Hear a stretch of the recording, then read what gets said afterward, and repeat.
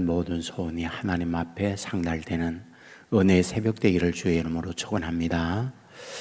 오늘 역시 메시아의 예언에 관한 말씀을 하고 있습니다. 1절 말씀에 보면 이새의 줄기에서 한 싹이 나며 그 뿌리에서 한 가지가 나서 결실할 것이요. 동일한 말씀이 10절에도 나와 있습니다.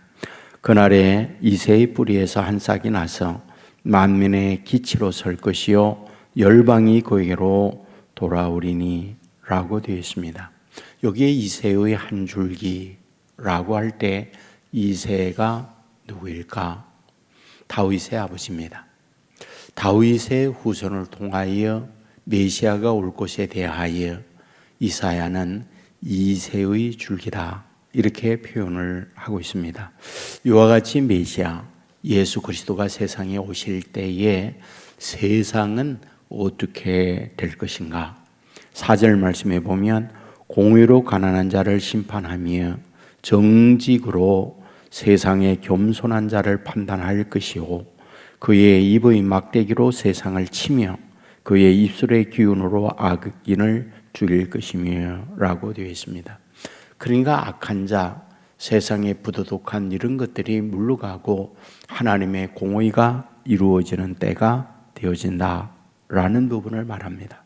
그리고 6절 이하에 보면 그때의 이리가 어린 양과 함께 살며 포범이 어린 염소와 함께 누우며 송아지와 어린 사자와 살진 짐승이 함께 있어 어린아이에게 끌리며 암소와 곰이 함께 먹으며 그것들의 새끼가 함께 엎드리며 사자가 소처럼 풀을 먹을 것이며 젖먹는 아이가 독사의 구멍에서 장난하며 젖된 어린아이가 독사의 구레에 손을 넣을 것이라 라고 되어 있습니다.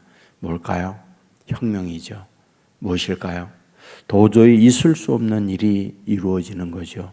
아이가 독사의 굴에 손을 넣기도 하고 표범과 또한 이리가 함께 어린 염소와 어린 양과 지내기도 하고 어린 아이에게 이런 산한 것들이 끌려오기도 하고 또한 사자가 소처럼 풀을 먹고 이런 엄청난 혁명이 일어난다라고 말씀을 하고 있는 거죠.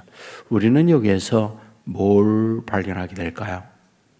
지금 1차적으로 이 말씀을 받고 있는 대상 유다입니다.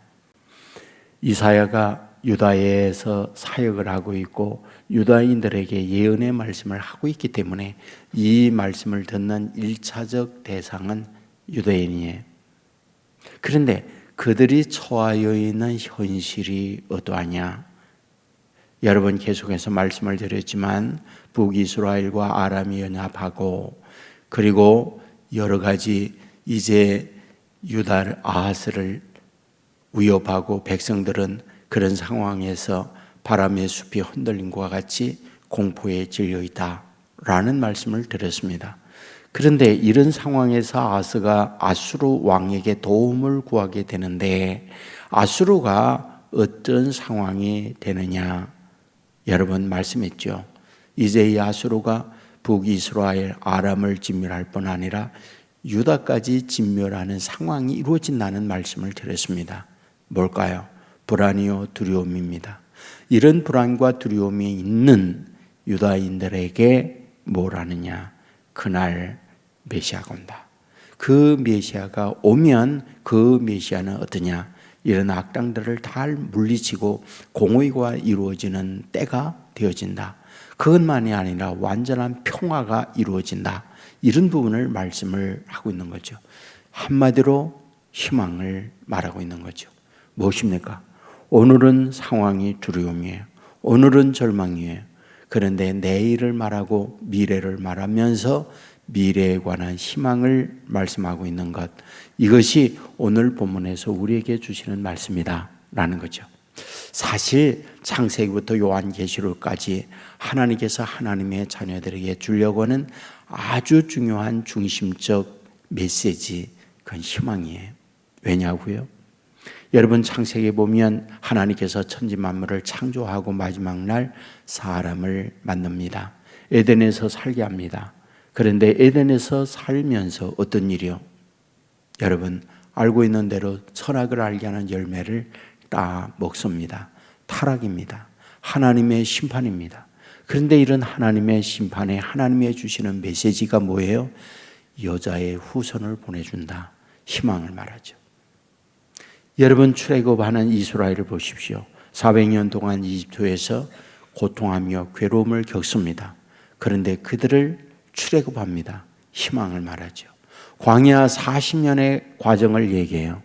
그런데 그들이 40년의 과정을 거치고 요단강을 건너 가나안에 입성합니다. 뭡니까? 희망을 말하고 있는 거죠. 그러니까 성경에서 말하고 있는 전체적 맥락은 희망을 말하고 있다, 이런 말이죠. 실제 성경의 위대한 인물들을 다 보십시오. 요셉이 어린 나이에 아버지와 지내죠.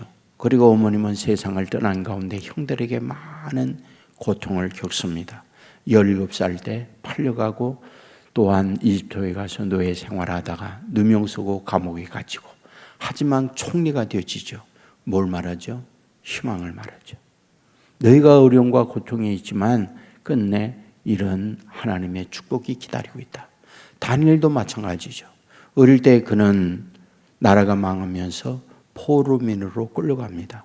하지만 포로민으로 살면서 거기에서 뽑혀 왕실 학교에서 공부하고 공무원이 되었다가 공무원 생활을 하면서 총리가 되어지고, 나라가 몇 번 망하고 또한 왕들이 여러 차례 바뀌는 상황이 있지만은 그는 총리의 자리에서 지키고, 총리의 자리에서 지키는 것만이 아니라 또한 외부의 라이벌들, 경쟁자들에 의하여 모함을 당하고 또한 사자굴 속에 던져지고 엄청난 수모를 겪지만 어떠한가요? 끝내 버텨내죠. 희망을 말하려고 하는 거죠. 다윗도 마찬가지죠. 15살 안팎의 사울의 칼을 피하여 유리방황하고 죽음의 위기가 그림자처럼 쫓아오는 어려움이 많이 있었지만 뭐예요? 30살의 왕이 되고 압살롬이 쿠데타를 일으켜 위기를 만나고 있지만 그 위기를 또 해결을 하고, 이러한 모든 절차 가운데 우리에게 보여주려고 하는 것이 무엇이었느냐? 희망을 말하려고 한다, 그런 얘기죠. 오늘 하나님의 사람들에게 아주 성경을 통하여 하나님이 주고자 하는 강력한 메시지는 희망이에요. 예수님께서 오셔서 끝까지 견디는 자는 구원을 얻으리라. 뭘 얘기합니까? 오늘은 고통이기 때문에, 절망이기 때문에 오늘에 대하여 견디어라, 그거잖아요. 그리고 그것을 견디고 버텨내면 뭐하다? 구원이 있다. 희망을 말하잖아.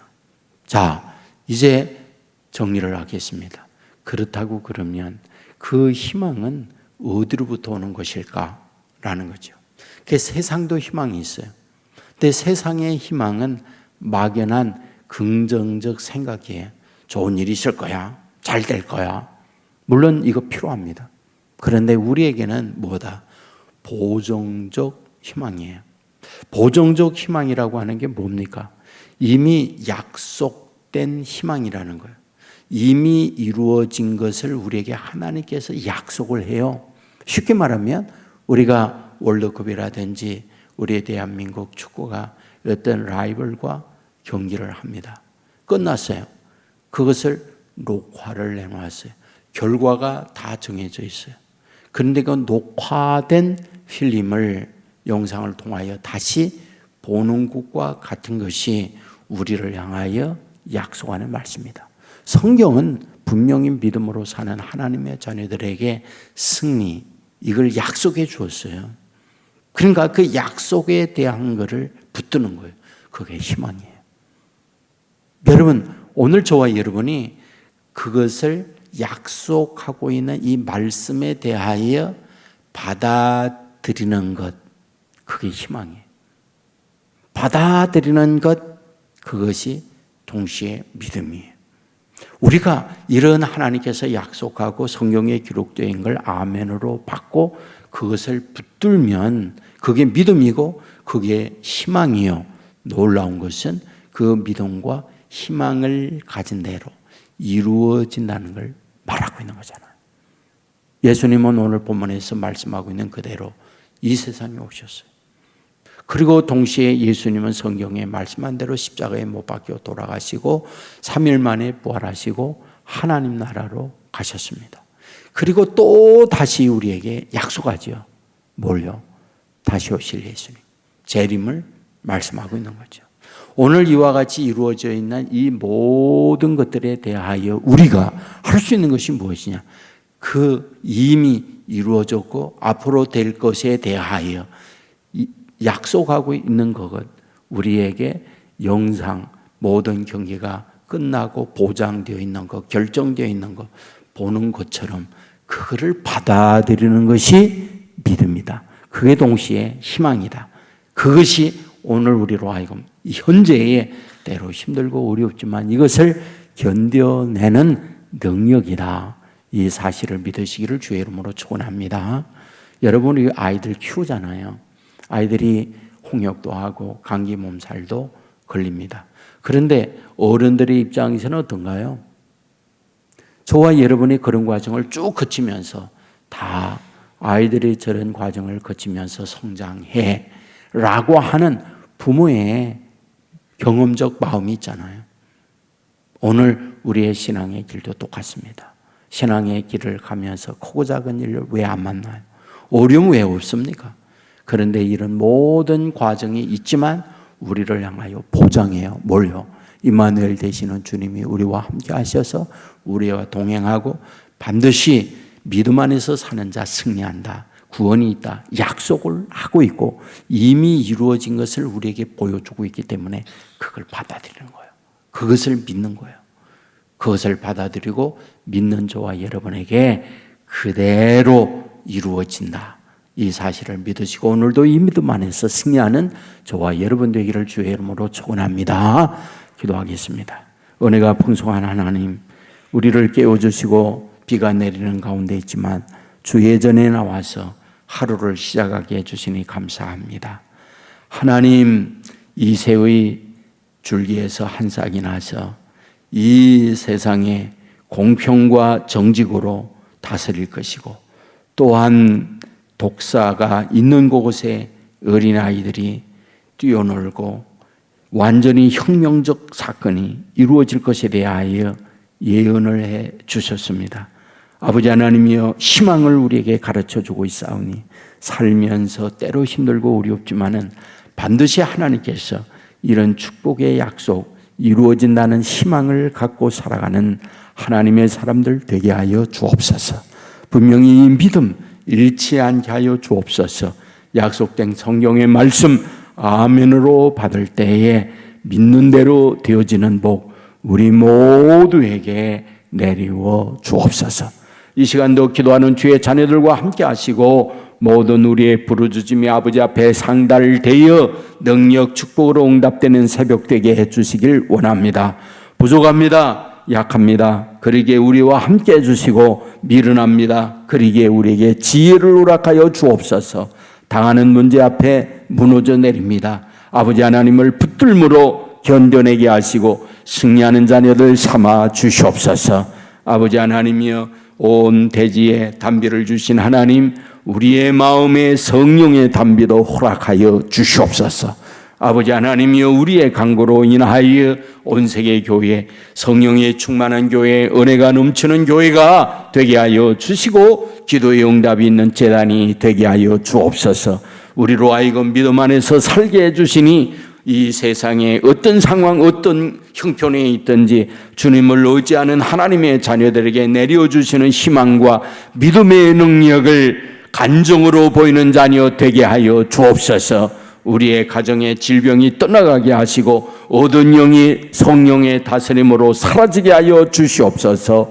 아버지 하나님이여, 경제적 어려움 앞에 힘들어하는 이들, 아버지 저들의 직장과 저들의 사업이 아버지 해주시는 은혜 가운데 형통하게 하여 주시옵소서. 아버지, 오늘도 주님과 동행하며 믿음으로 승리하는 하나님의 사람들 삼아주실 줄 믿고 예수님 거룩하신 이름으로 기도드리옵나이다. 아멘.